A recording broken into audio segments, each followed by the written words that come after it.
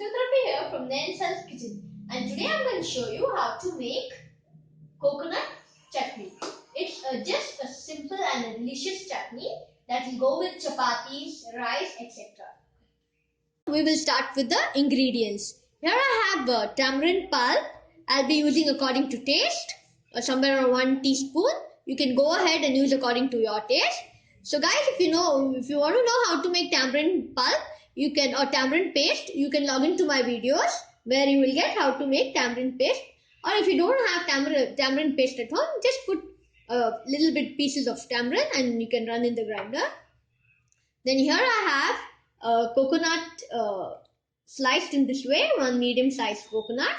As you can see here, I have 2 large onions sliced here, roughly chopped or sliced.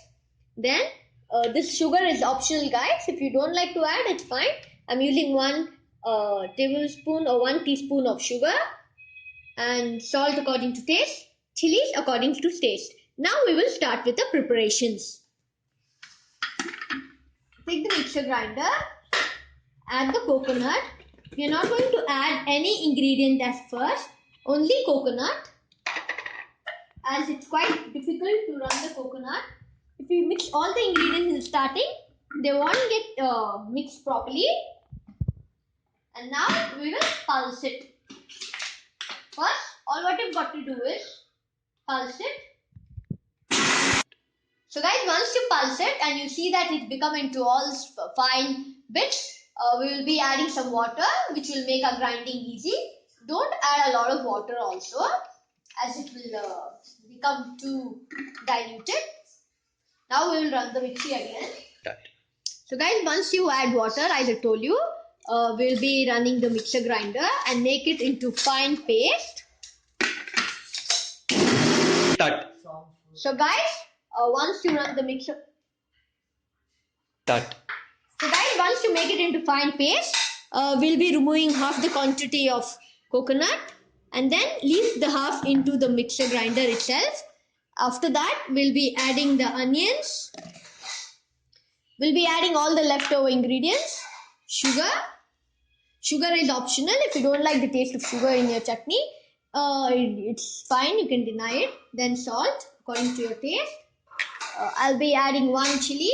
You can go ahead and use as much as chili as you can if you want. Then we'll be adding the tamarind paste. Tamarind paste, I'll be adding approximately 1 teaspoon or little more. You can go ahead and use according to your taste.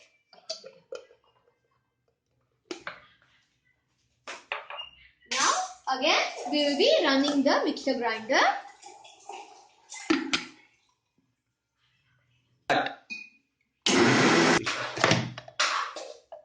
Then guys, once you run it, we'll be adding in we will taste it to see whether all the ingredients are fine with it.